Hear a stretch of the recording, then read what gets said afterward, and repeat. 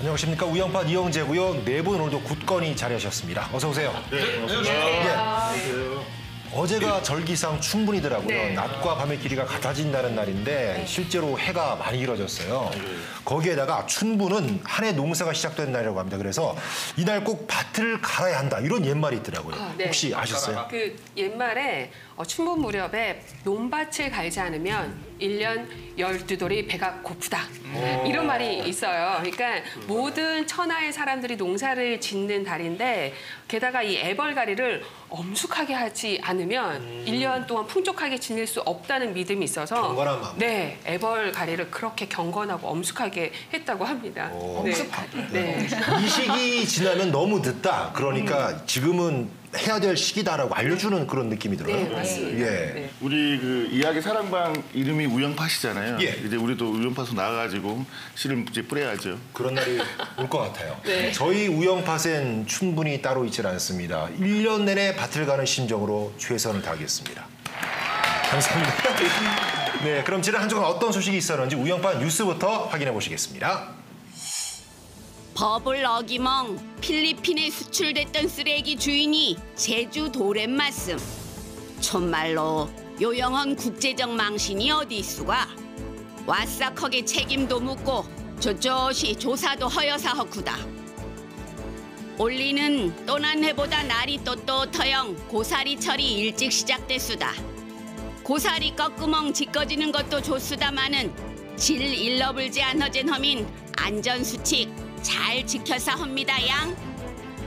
족구들이 들러보민 운전하는 어르신들 하지 양.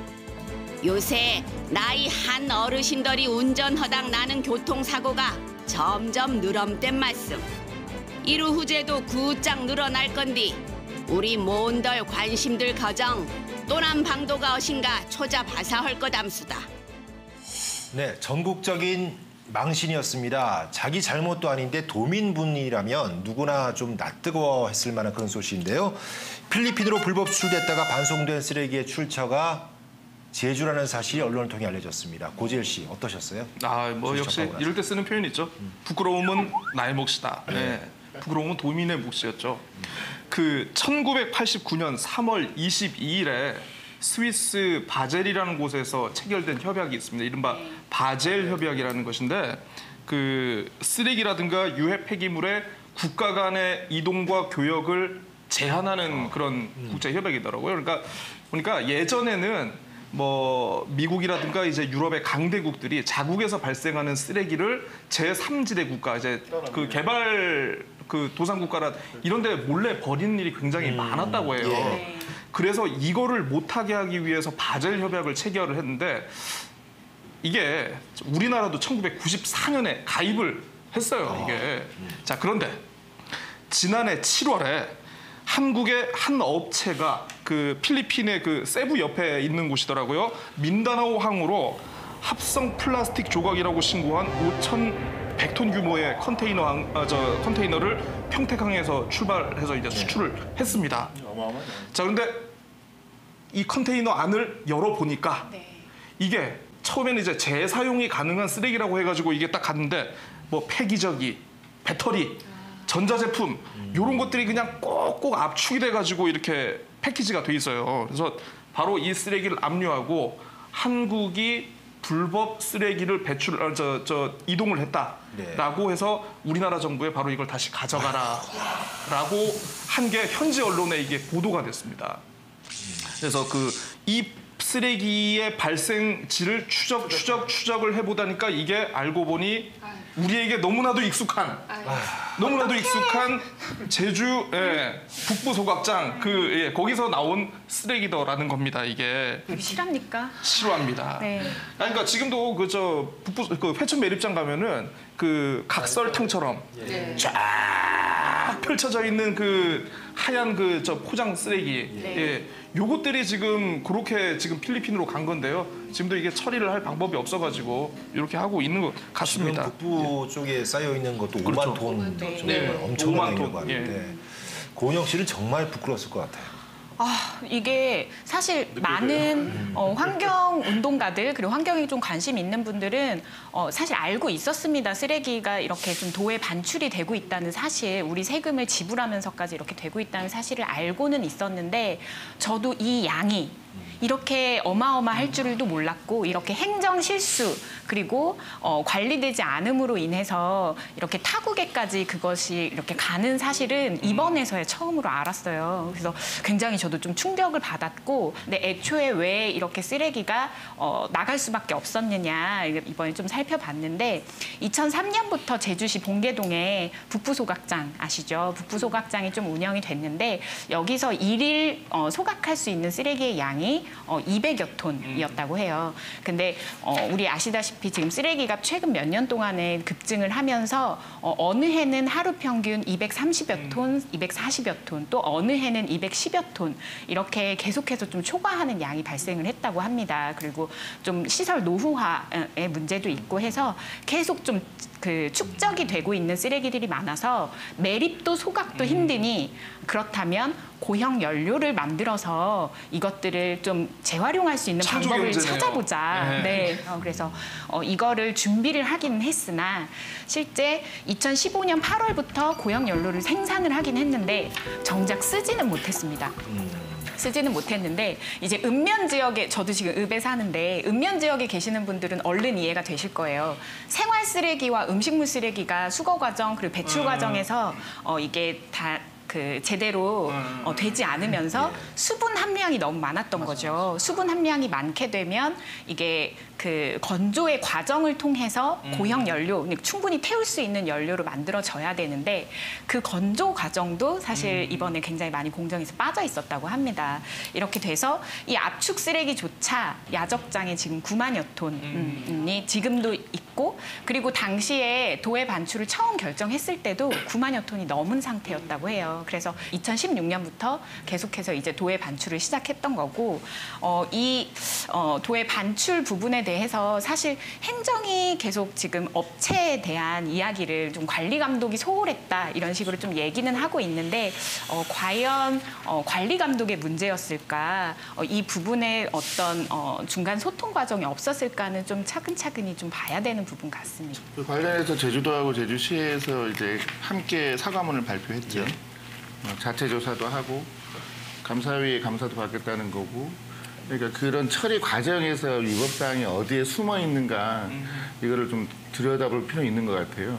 그런 과정을 살펴서 위법사항이 나오면 거기 책임을 엄청나게 묻겠다. 그리고 남아있는 쓰레기는 국내에서 처리하도록 하겠다 이런 발표는 했는데 이게 주로 문제된 쓰레기는 2016년, 2017년의 쓰레기였던 거하고 좀 약간 근데 사과가 좀 늦은 감도 있더라고요. 무슨 그 안에 있는 내용을 좀 살피다가 했는지 모르지만 아까도 말씀하셨다시피 이게 바젤 협약의 전면으로 위배되는 거잖아요. 이게 법률도 그 폐기물의 국가 간 이동 및 관리에 관한 법률 뭐 이렇게 돼 있는데 거기 보면은 이제 그 코드 보통 수출할 때 코드를 이제 허위로 기재해가지고 수출하는 거를 규제하는 또 그거에 이제 발각되면 형사 처벌을 받는 문제가 생기잖아요. 네. 만약에 이거를 이제 제주도에서 이게 할 때 맡길 때 이 폐기물이 소화할 수 없는 폐기물인데 이게 이렇게 해서 필리핀으로 간다. 네. 이 내용까지 알고 맡겼다면 이거는 좀 형사적으로는 좀 문제가 될 소지가 있는 것 같아요. 그렇지 않겠어요? 그러니까 필리핀에 동의가 있어야 되는데 아그레망이 있어야 되는데 그러니까 가면 안 되는 거죠. 맞아. 네. 근데 문제는 가면 안 이제 되는 거죠. 위탁 처리업체 맡길 때 그런 필리핀으로 가는 것까지 알고 맡겼는지 네. 아니면 맡겨놨는데 위탁 처리업체가 알아서 해라. 브로커가 많잖아요. 수출 브로커들이 또 이게 농간에 의해서 간 것인지 등등에 대해서는 좀 썼는지 또. 예, 그건 좀 밝혀야 될 내용 같더라고요. 일단 눈 가리고 아웅, 이게 정말 그대로 드러났다라는 이런 상황인데요. 제주국제자유도시 사람, 상품, 자본이 자유롭게 넘나드는데 이젠 쓰레기까지 넘나드는 이런 상황, 정말 비참하고 정말 끔찍하다라는 말밖에 안 나오는데요. 쓰레기 문제는 바로 곧 환경의 문제잖아요. 제주도는 2020년 세계 환경도시, 네. 환경수도로 이제 조성하겠다라고 해가지고 8년째 열심히 또 이제 매진하고 있는데 올해 예산도 한 10억 9천만 원 정도 편성이 됐다고 합니다. 이것을 두고 지난해 8월 제주도의 안창남 의원께서요 이런 말씀을 했어요. 하수는 관리가 안 돼서 바다로 배출되지 쓰레기는 매립장 만료돼서 넘쳐나고 있고 곳곳에서 음식물 쓰레기와 양돈장 악취까지 환경수도는 헛된 꿈일 뿐이라고 강하게 지적을 했어요. 그러니까 어찌 보면 총체적으로 이게 환경과 관련된 문제잖아요. 우리가 또 도민들 열심히 분리배출도 하고 또 환경에 대한 또 걱정들도 많이 하고 이미 이런 의회에서 정말 강한 비판과 질타가 있었음에도 불구하고 이 쓰레기 사태가 드러나면서 그동안 뭘 했는지 세계 환경 수도는 만들겠다고 하면서 정작 이러한 부분들을 챙기지 않았다는 것은 정말 확실한 직무유기고 정부 환경부에서도 이건 공직자의 직무유기가 맞다 강하게 좀 비판을 하고 지적도 하고 있더라고요. 네. 지금의 이 쓰레기가 사태가 나온 아주 근본적인 부분부터 좀 짚어야 되는 것이 아닌가라는 그런 생각을 하고 사실 뭐 이제 제주시 그리고 원희룡 지사께서도 사과문과 담화문 발표로 계속해서 뭐 쓰레기 업체들 관리 감독을 철저히 하겠다. 그리고 도에에 반출되는 어떤 이런 부분에 대해서 근본적인 조치를 취하겠다라고 밝히셨습니다. 근데 그거는 저는 좀 작은 범위에서의 사과문이 아니었나 싶고 사실 우리가 이렇게 왜 쓰레기가 많이 나올 수밖에 없는지에 대한 아주 근본적인 부분에 대한 성찰은 좀 빠져 있었다라는 생각이 들어요. 제가 북부소각장에 작년에 좀 갔었는데 몇 년 동안 쓰레기 문제가 심해지면서 거의 거기 계시는 노동자분들이 비상근무 체계로 계속 일을 하고 있어요. 계속 소각하고 시설 관리하고 하는 것들을. 근데 밖에 보니까 정말 쓰레기 오름들이 있더라고요. 그리고 말씀하셨던 그 하얀 각설탕 같은 거대한 그 비닐들이 이제 쌓여져 있고 이게 정말 굉장히 큰 충격으로 좀 다가왔는데 이런 현장에 직접 지사께서 방문을 하셔서 얼마나 쓰레기 사태가 좀 심각한지 그리고 그걸 다 누가 버렸는지 그리고 어떻게 하면 제주 자체에 대해서 쓰레기가 나오지 않을 수 있는지 이 부분까지 좀 근본적으로 성찰을 하고 정책을 발표해야 하는 것이 아닌가. 지금 우리가 그 사태에 좀 직면해 와 있다. 이렇게 좀 생각을 해봅니다. 반송 비용까지 포함해서 한 100억 원 정도 들었다고 하는데 100억을 들이고 이렇게 창피를 당했습니다. 그 청정제주라는 이미지가 있기 때문에 더 배신감을 느끼게 되는데요. 속히 오명을 좀 벗어야 될 것 같습니다. 자, 다음 소식 넘어가 보겠습니다. 요즘 산으로들로 봄나물 채취하러 가시는 분들이 많은데요. 제주의 봄나물하면 고사리가 아닐까 싶어요. 그런데 매년 이맘때 이런 얘기가 자주 들리죠. 고사리 올해도 꺾으러 가다가 길 잃는 분이 많을 것 같으니 조심하시라. 뉴스에서 계속 나오는데 구자원 씨 생각보다 많은 분들이 또 위험에 빠지더라고요. 어떻습니까? 지금 보니까 3년간에 보니까 240건의 그런 길 잃음 사고가 발생했는데 그게 봄철에 집중되더라고요. 고사리 집중까지 한 45% 정도인데 그게 이제 고사리 채취와 관련된 길 잃음 사고고 여전히 많이 발생하고 있고 또 사고 자체가 좀 위험한 사고로 빠지는 경향이 있는 것 같아요. 사망 사고도 6명, 부상이 6명인데 사망 사고가 너무 많은 것은 예컨대 길 잃은 것도 심장에 어떤 문제가 생겼는데 구조가 이제 빨리 올 수 없잖아요. 주로 이제 초조해서 중산간 지역에 이렇게 깊은 곳으로 들어가야 되니까 119에 신고해도 바로 출동해서 바로 추적이 좀 어렵기 때문에 좀 시간을 놓쳐버리면 위험에 빠지기도 하고 이런 사고가 좀 나는 것 같긴 통화도 잘 안 되는 것도 있을 하더라고요. 것이고. 통화가 안 되는 것도 있고. 그러니까 젊은 사람도 저도 몇 번 따라가면 금방 시작했는데 고사리 막 쫓아가다 보면 어느새 저 산속으로 들어가 있는 거예요. 신기해요. 아니 왜 길을 네. 잃어버릴까 저는 싶거든요, 사실. 근데 쫓아가면 그런데 그렇게 되는 막상 거예요. 고사리를 네. 꺾다 보면 저 못 나왔어요. 정말요? 저 혼자 있었으면 못 나왔어요. 네. 그래서 막 부르잖아요. 바로는 못 나왔을 거라고요. 근데 그러니까 실제로 바닥만 보고 가게 되더라고요. 맞아요. 어떻게든 하나라도 더 꺾어야 된다는 사람의 생각이. 욕심이라는 게 그렇게 되는 겁니다. 예. 깊은 곳에 들어갔는데 너무 주위가 너무 비슷하니까 어디로 나가야 되는지를 모르겠더라고요. 길 잃어버린 경험 있으신 분? 저는 잃어버리는 일들은 많지 않았는데 언젠가 한번 육지에서 오신 분이랑 같이 좀 모시고 여행을 다니는데 고사리 실종 주의하세요 현수막을 보고 깜짝 놀라시더라고요. 그래서 그분도 설마 하셨겠죠? 네, 근데 전혀 다른 걸로 알아들으신 거예요. 육지분이시잖아요. 고사리가 실종되는 거예요? 네, 고사리가 실종이 되나요? 어떻게 하면 고사리가 실종이 되죠? 깜짝 놀라시더라고요. 이렇게 막 설명을 드렸죠. 근데 실제로 그런 분들이 많다. 예, 이렇게 좀 말씀을 드렸고. 순간이더라고요. 네, 저는 고사리 실종도 실종인데 그 산록도로 같은 데를 이렇게 가다 보면은 왕복 2차선이기 때문에 고사리철에 불법 주차로 인한 그런 문제도 예, 그 교통사고 그 이런 비율이 좀 높아져요. 그래서 그런 부분 맞잖아요. 네, 맞아요. 그래서 그런 부분들도 좀 같이 점검을 했으면 좋겠다는 생각이 들고요. 길 잃음 사고가 이맘때 많다고 하는데 고지열 씨 충분히 그래도 예방할 수 있는 방법은 있지 않겠습니까? 뭐 다들 아시겠습니다만은 가급적 혼자 하는 것보다 네. 두 분 이상에서 2인 1조로 움직이시는 게 그래도 좋고 그리고 요즘 다들 있으시지 않습니까? 그 핸드폰들 해서 이게 나중에 정말 비상 상황에는 이제 이걸로 위치 추적을 하니까 핸드폰을 갖고 계시고 중간중간마다 아까 땅만 보면서 자꾸 걷다 보니까 이게 잃어버리는 경우가 많은데 나와 내 일행의 그 어떤 위치를 확인하면서 요렇게 그 고사리를 꺾을 걸 권하고 있고요.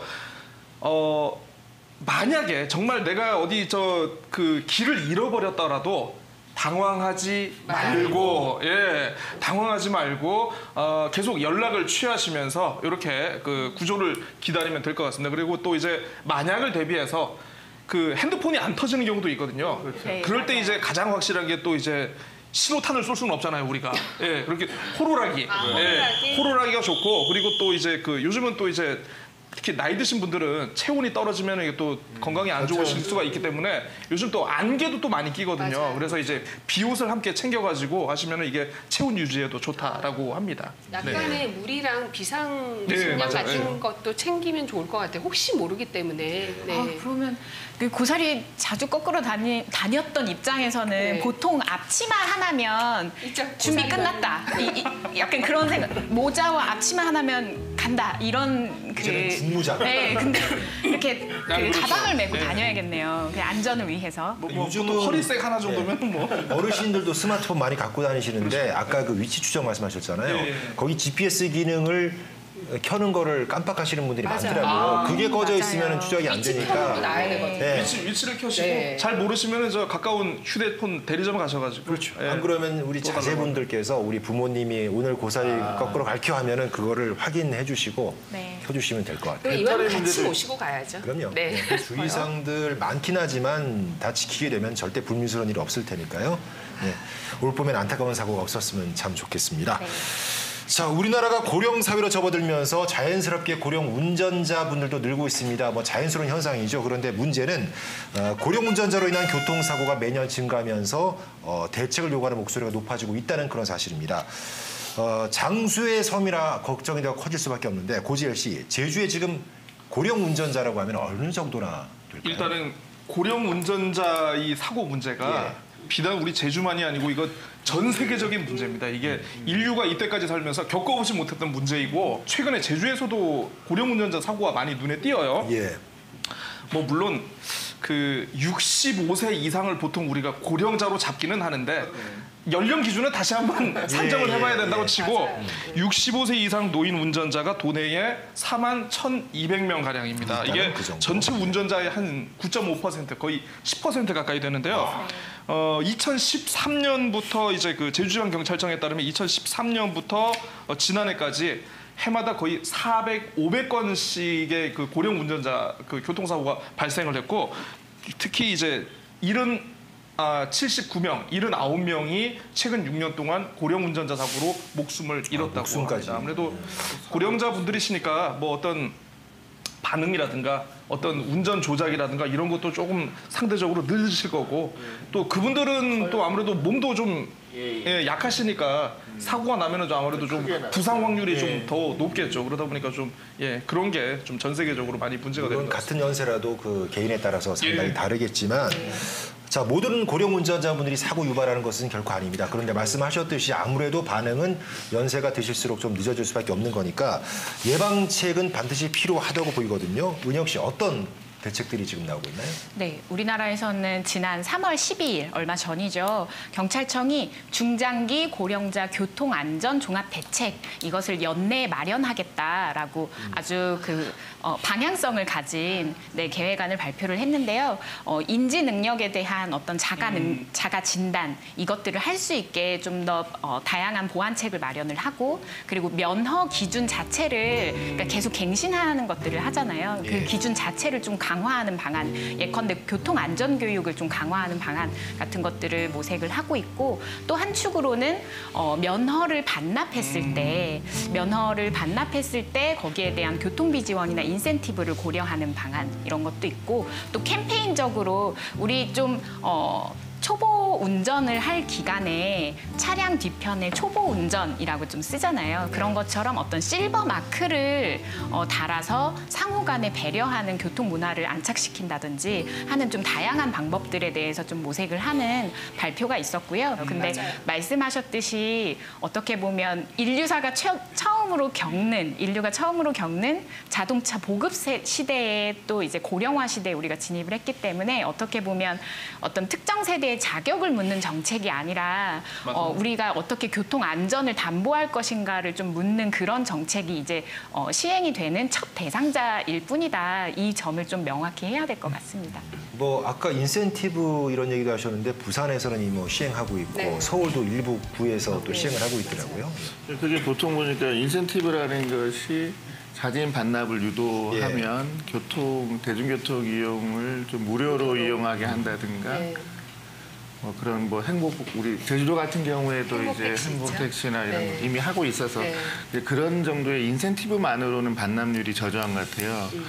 예컨대 일본 같은 경우에 이미 고령화 사회에 진입한 지 오래됐잖아요. 그래서 우리보다 먼저 대책이 나온 것 같고 일본 같은 경우에는 좀 인센티브도 좀 다양화되어 있는 것 같더라고요. 이사 비용도 지급하는 것도 하고 이런 것 같아요. 관광 패키지도 할인을 해주고 있더라고요. 거기다 이제 운전면허 이제 경신하는 과정에서 인지 능력이나 이런 거에 대한 전문적 검사를 하고 그리고 또 치매 그런 부분이 있으면은 면허를 취소한다든가 이런 게 있고 또 뉴질랜드 사례도 있잖아요. 뉴질랜드 사례는 비슷하긴 한데 거기는 좀 기능을 다양화한 것 같더라고요.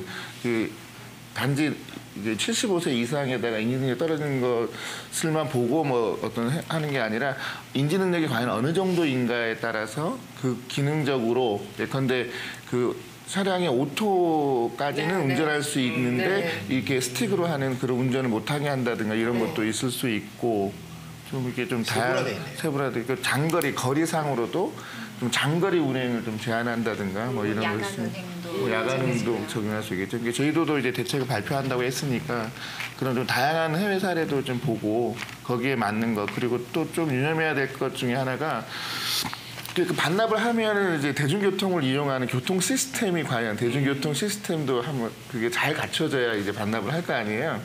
그런 부분에 대해 그 부분까지 포함한 대책이 나와야 되지 않을까 싶더라고요. 제가 본 사례에 의하면은 어딘지는 기억이 안 나는데 여든이 되면은 인센티브가 아니고 무조건 반납. 그게 뉴질랜드 맞습니까? 뉴질랜드 사례거든요.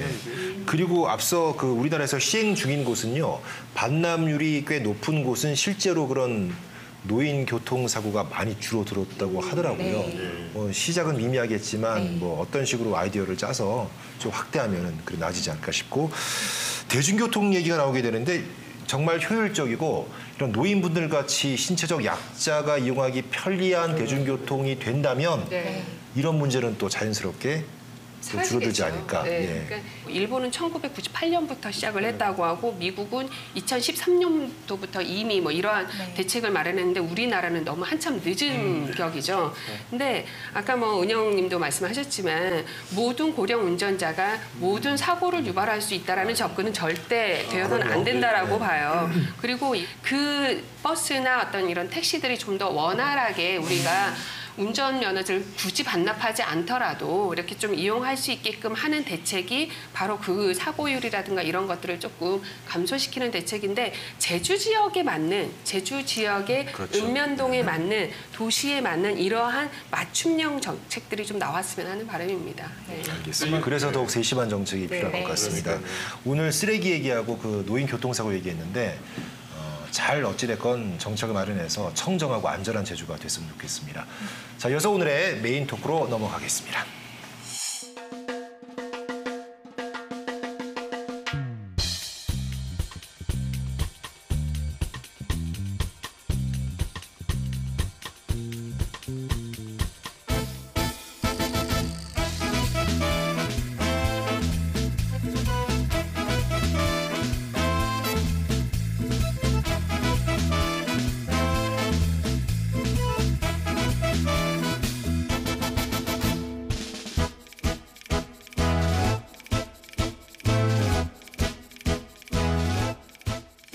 네, 봄은 축제 계절이기도 합니다. 제주는 봄이 일찍 오는 곳이어서도 다른 지방 사시는 분들이 또 제주를 이맘때 많이 부러워하시잖아요. 얼마 전에 들불 축제 있었죠. 또 기다리고 있는 게 왕벚꽃 축제, 유채꽃 축제, 고사리 축제까지 줄줄이 대기를 하고 있습니다. 그러고 보면 평소에 제주도 내 얼마나 많은 축제가 있나 궁금해한 적이 많았거든요. 이럴 때 우리 또 척척 박사에게 안 물어볼 수가 없잖아요. 참 부담스러워. 고지일 박사님, 얼마나 많은 축제가 있는 거예요? 때로는 내가 나를 파악하는 것보다는 네. 외부에서 나를 보는 시선으로 나를 파악하는 게 정확할 때가 그럴 때도 많습니다. 있어요. 자고로 이제 우리나라 사람들을 보는 많이 봐온 사람들이 또 중국 사람들 아니겠습니까? 중국의 모든 역사서에는 주변족에 대한 특징을 이렇게 서술하는 부분이 있거든요. 뭐 다들 아시겠습니다만 이제 동이열전이라는 중국의 역사서를 보면은 동이가 이제 우리나라를 일컫는 말 아니겠습니까? 동이족들은 술 마시고 노래하면서 춤추기를 좋아한다. 그래서 그 얘기를 역시 하셨구나. 우리 민족은 제대로 많이 노지는 못하리라. 정확히 봤습니다, 이 사람들이. 부인할 수 없네요. 예, 정확히 봤는데 아무튼 우리 원래 그 제주의 축제가 그 1980년대까지는 모두 4개밖에 없었습니다. 그러니까 가장 올드한 축제가 1962년에 열린 탐라문화제인데요. 이게 올해로는 58회째. 2년만 있으면 축제가 환갑이야. 처음에 한라문화제로 시작. 예, 그렇죠. 예. 이거 말고도 감귤 축제, 유채꽃 축제, 철 축제 이게 뭐냐 하면은 모두 관주도로 이루어졌던 축제였습니다. 자, 그런데 1990년대 드디어 모두가 알고 계시는 지방자치 시대가 활짝 열리지 않았습니까? 우리도 축제하자. 우리도 축제하다. 아니다. 우리 동네도 해야겠다 하면서 이때부터 축제가 정말 그 꽃피는 만발하는 백화제왕의 시기가 이어지고 그 다음에 이제 2000년대 이후부터는 시군 단위보다 조금 더 깊게 들어간 마을 단위의 축제가 많이 이렇게 생겼더라고요. 그렇게 해서 보니까 지금 현재 제주도 축제 육성위원회가 나름대로 이렇게 테이블에 올려놓고 관찰하면서 예산도 주고 성과도 보고 하는 축제가 모두 29개.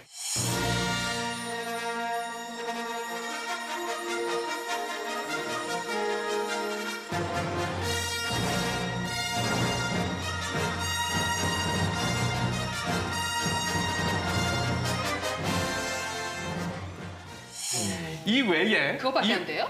그러니까 지금 이거는 일단 대표 엔트리가 29명이고 네. 후보들이 있지 않습니까? 네. 예. 후보들을 합하면 48개라는 학설도 있고 60개라는 학설도 있는데 제주 축제학이라는 학설이 있어요. 그렇죠. 학설이 있습니다. 자, 그렇게 해서 그 2016년에 나온 한 자료를 보니까요. 행정자치부 주민 등록 인구 통계와 그 지역의 축제 개수를 비교를 해봤는데 제주는 얼마였느냐? 이 당시 62만 9천 명이었는데 축제가 48개. 축제 하나당 인구가 13,109명. 아무래도 좀 관광의 핵심 산업이다 보니까 좀 축제가 많다는 좀 그런 경향이 있는 것 같은데 축제 전문 매체를 하나 만들어야 되나? 네, 그런 생각이 들더라고요. 오늘도 축제 풀어주셨어요. 역사를. 예. 항상 길이 어긋나잖아요. 벌써 막 분위기가 너무 즐거운데요. 네. 그러니까 저도 작년에 선거 기간에 열심히 온갖 축제와 행사 때 올려있죠, 또. 인사드리고 그러셨겠다. 악수하고 이렇게 했던 기억이 나요. 정말 많은 축제들이 있습니다. 뭐 그 말씀하셨던 그런 그 관주도로 형성됐던 축제들 외에 뭐 지구의 날, 어버이날, 어린이날 각종 기념 행사들도 네, 많죠. 그리고 뭐 박람회나 뭐 스포츠 행사, 그러니까 뭐 걷기 행사, 마라톤 행사 같은 것도 있고, 그러니까 축제의 범주와 그 2차적인 어떤 이런 행사들 이런 것까지 보면 제주가 정말 365일 축제 중인 그런 섬이 아닐까 이렇게 좀 보고요. 그걸 표현하자면 사시사철이 축제다 이렇게 얘기를 해도 될 것 같은데 도가 지원하는 부분도 많을 거고요. 궁금한 게 이게 축제라는 게 어떻게 만들어지고 어떻게 운영이 되는 건가 이건데 자 의원 시절에 지역구의 마을 축제를 처음 만든 주인공이 여기 계십니다. 당연히 한 분밖에 안 계시겠죠? 어떤 과정을 거쳐가지고 축제가 만들어지나요? 제가 살고 있었던 지역에 외도동 월대천 축제가 그때 생겨났는데 제가 조금 힘을 보탰습니다. 그때 당시 2013년 8월에 제주도에서 첫 시민 원탁회의 때 외도동에서 열렸어요.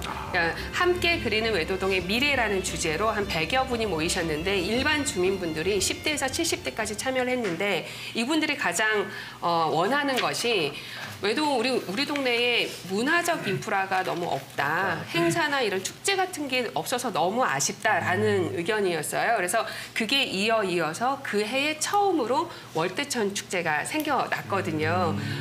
중요한 것은 저는 축제의 생성은 이렇게 좀 마을 주민들, 지역 주민들이 자발적으로 요구를 하고 그랬을 때만이 그 참여율도 높고 사명감도 높고 더 우리 지역에 어떤 정체성이 있나 어떤 전통이 있나 어떤 역사가 있나 들여다볼 수 있는 건데 그 사례가 약간 대표적인 것 같아서 제가 좀 가져와 봤습니다. 네, 보통 축제를 관광의 꽃이다라고 많이 얘기를 하는데 이런 마을 축제 같은 경우에는 저는 자치의 꽃이 아닌가. 그 축제를 운영을 하고 머리를 모아나가는 과정이 한 1, 2개월로 되는 게 아니거든요. 네. 어떻게 보면 자치의 한 과정으로도 볼 수 있는 거죠. 맞아요. 축제를 통해서 소속감을 느끼는 것도 중요해 보이고요. 그리고 또 세대 간에 약간 조금 이제 할아버지 세대부터 시작해서 되게 꼬마들까지 네. 같이 어울려서 세대 간의 소통도 할 수 맞습니다. 있잖아요. 네. 또 여기에 외도에 예전에 이랬단다 이렇게 얘기도 해주고 하다 보면 좀 지역적 고취감, 그 소속감 같은 걸 느낄 수 있고 이런 긍정적인 부분이 좀 있는 것 같고 그거를 또 외형적으로 그 얼마나 크냐 아니냐를 해서 평가할 문제는 또 아닌 것 같죠. 근데 또 그중에 약간 부정적인 면은 또 늘 있잖아요. 이게 이렇게 보니까 그런 축제를 이제 기획을 할 때 예산이 좀 많지가 않거든요. 지원이 된다 하더라도 그러다 보니까 그러니까 기획의 그런 완성도가 또 전문성 이런 게 좀 떨어지다 보니까 좀 비슷비슷하게 축제가 이렇게 이어지고 거기에 대표적으로 먹거리 위주의 축제가 되는 경향. 네, 똑같은 음악 나오고. 그렇죠. 그런 건 좀 문제가 있는 것 같아요. 네. 그렇습니다. 이게 연결된 문제 같아요. 그러니까 모든 축제가 물론 의미도 있어야 되겠지만 지역 경제에 도움이 되면 좋은데 적자인 축제가 대부분이고 그 추후에 효과도 별로 나타나지 않는 것들이 많습니다. 더불어서 예산 낭비, 보조금 남용 이런 오명도 쓰는 게 축제인데 왜 이런 지적들이 나온다고 보세요? 먼저 축제를 만드는 재원 자체 여기에 대해서 좀 봐야 되는데 거의 보조금입니다. 제주뿐 아니라 우리나라 전체적으로 어떤 그 수익 자체를 기대할 수 있는 축제는 거의 없어요. 행안부에서 공시한 지자체 행사 축제 원가 회계 정보 여기에 따르면 2017년 3억 원 이상의 행사나 축제가 전국에 472개가 있었는데요. 예산만 4,372억 원이 넘습니다. 이 중에서 흑자를 본 행사 몇 개였느냐? 단 4개였습니다. 네. 그리고 있는 것도 신기한데요. 네. 이 4개 중에서 또 하나는 거의 비등한 수준이었고 실제 수익을 냈던 축제는 3개 정도로 볼 수 있고요. 2019년에 제주광역 지역축제로 지정된 말씀하신 29개 축제에 책정된 예산이 지금 66억 5천만 원 정도의 수준인데 이 축제들도 사실상 수익을 기대한다는 측면들은 아닙니다. 이제 재원 대부분을 이렇게 좀 보조금에 좀 의존을 하더라도 할 수밖에 없는 이유들이 있어요. 그러니까 지역 홍보 효과죠. 이게 장기적으로 지역 경제 활성화를 이야기도 하고 그리고 또 정말 장기적으로 인구 확보에 대한 이런 효과를 좀 노리는 부분들이 있습니다. 대표적으로 우리 많이 알고 있는 한평 나비 축제, 곡성 장미 축제 축제 그리고 뭐 화천 그 산천어 축제 같은 경우에는 축제가 지역 경제를 견인한 이런 대표적인 어떤 사례들이고 정원 박람회도 참 대표적이잖아요. 네, 맞아요. 순천만 정원 순천만, 박람회 네. 이런 것들이 좀 이렇게 있으면서 모든 지자체들이 그런 어떤 효과들을 바라고 똑같이 이제 투입을 하는 거죠. 모델 효과가 20% 정도 지역 경제를 차지하는 게 화천 그 축제 하나가 그 정도 된다고 하니까 실로가 엄청난 것 같아요.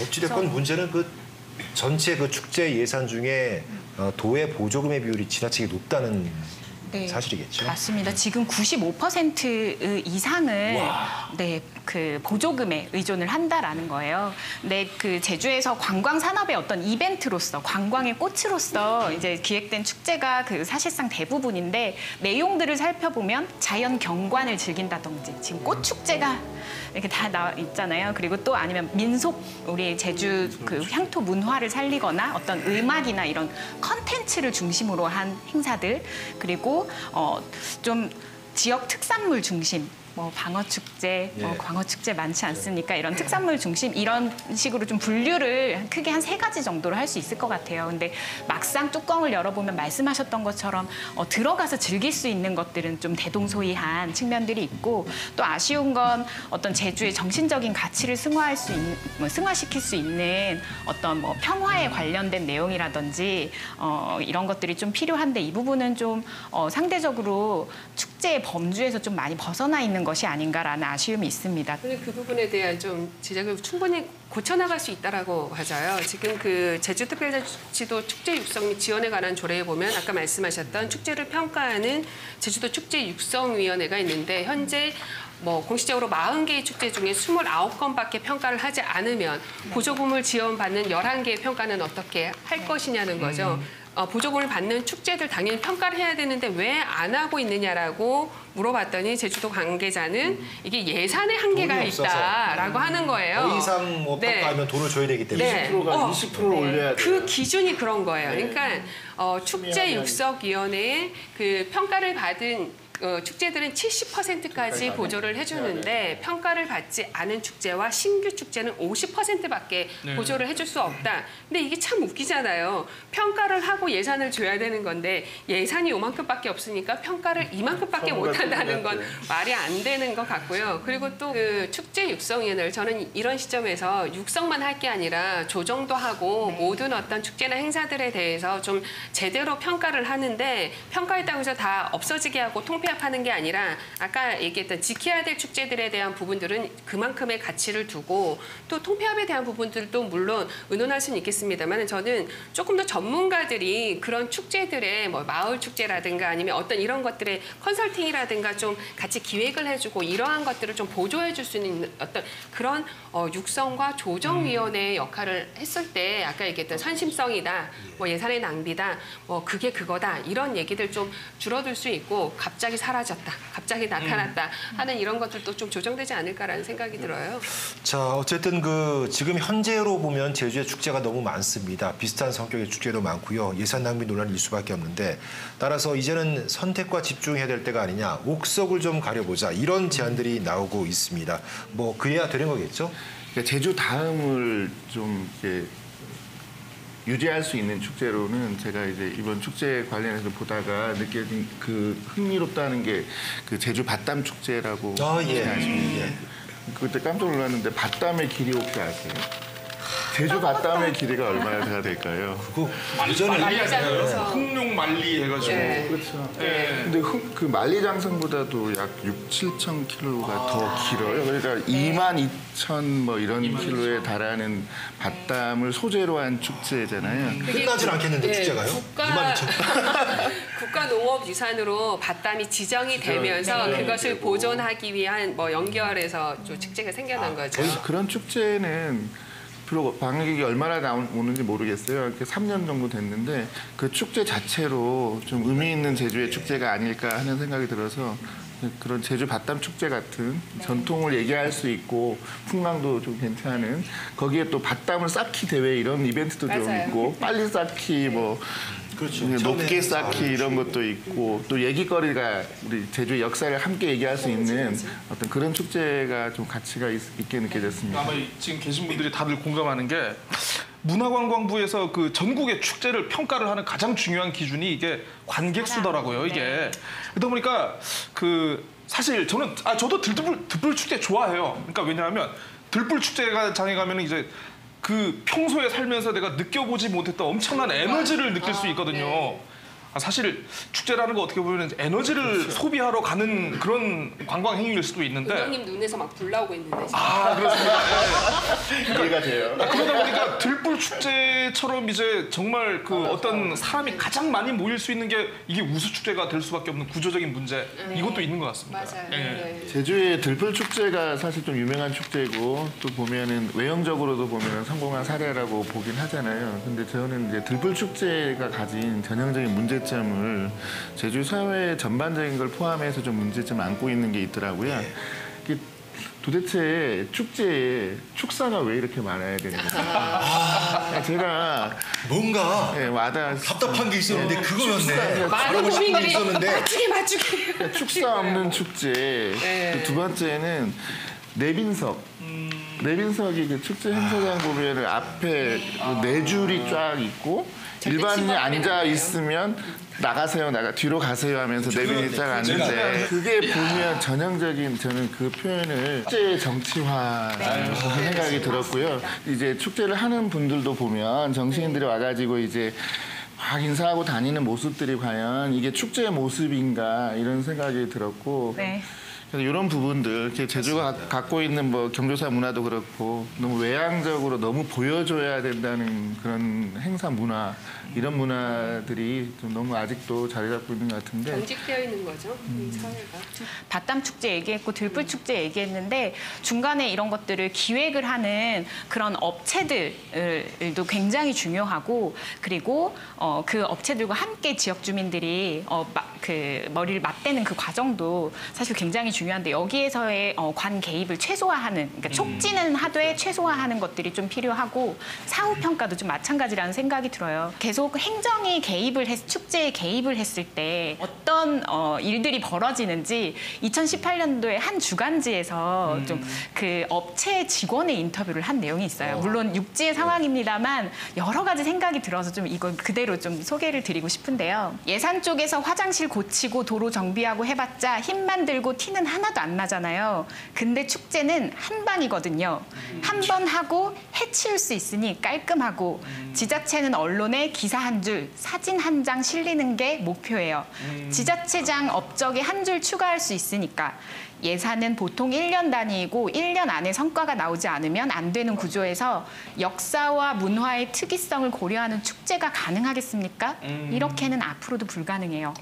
우리의 네. 축제 현실을 그대로 보여주는 맞습니다. 그런 인터뷰. 그래서 어떤 전문가들을 육성하고 행정이 어떤 방향성을 가지고 지역의 축제를 좀 육성을 할 것인가라는 그런 시선이 되게 중요한 거죠. 맞습니다. 자, 벌써 마무리할 시간이 됐는데요. 그렇다면 과연 어떤 축제를 만들어야 하는 것인가? 그러니까 정치적인 어떤 축제도 지향을 하고 똑같은 음악, 똑같은 먹을거리가 나오는 그런 축제에서 벗어나서 만약 내가 축제 기획자로서 전권을 갖고 있다 하면 이런 축제를 좀 만들어달라 저희가 부탁을 드렸거든요, 아이디어를. 이 질문은 심지어 이 분야까지 몸담았던 적이 있는 안 해본 게 없는 분 고은영 씨에게 먼저 그 기획안을 듣고 싶어요. 제가 관광공사에 있었을 때도 그렇고 그 이후에 하나 축제를 기획을 한 적이 있어요. 근데 제주의 생태적인 부분 그리고 평화의 가치를 좀 노래하는 축제를 좀 기획을 했었는데요. 저는 제주가 지금 관광객을 유치하기 위한 축제는 1.0이었다. 더 이상 필요하지 않다. 지역 주민을 위한 지역 주민이 만드는 축제가 필요하다. 그때 월대천 축제 하셨던 것처럼 이게 축제 2.0의 기획이다라는 생각이 들고 축제를 만드는 그 과정 자체가 축제다. 라는 좀 생각이 들어요. 그래서 지금 예래동 같은 경우엔 실제 주민들이 몇 개월 동안 등불을 퇴근하고 모여서 등불 만들어서 그거 하루 동안 이제 축제를 한다거나 하는 것들이 있거든요.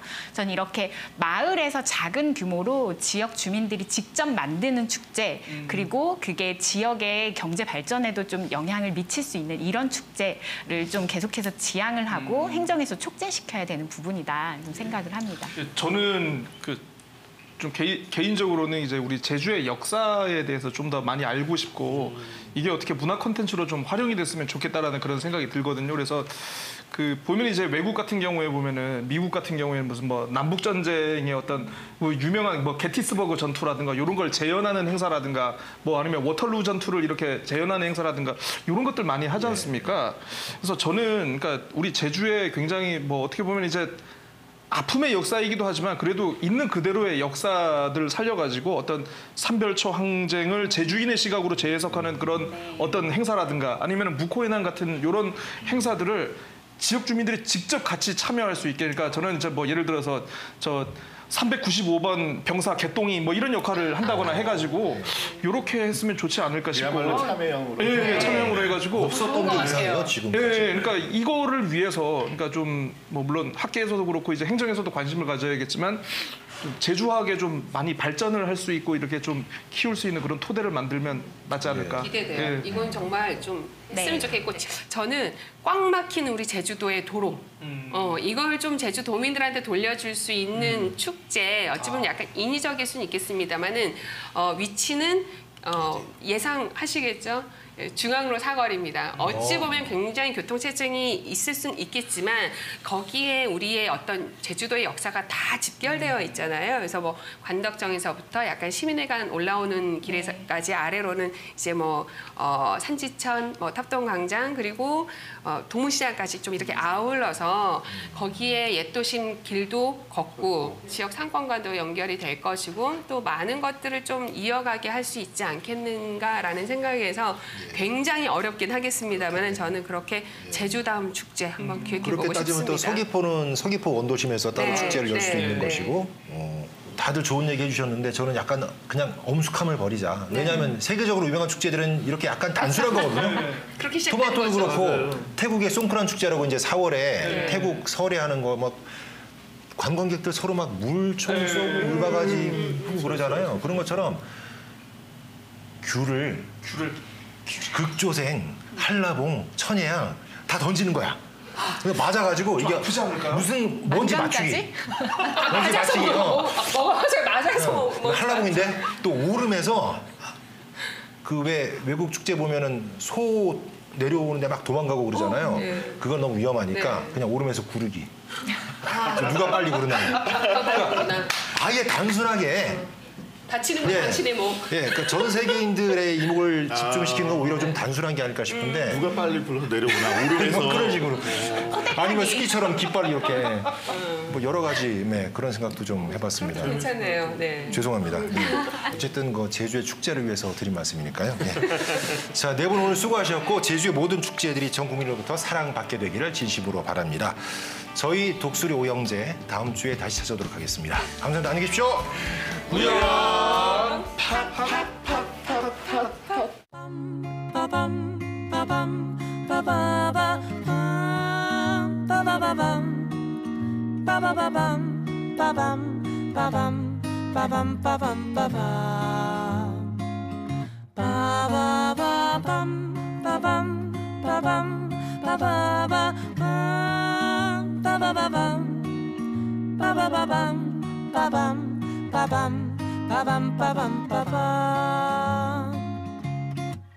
알고 있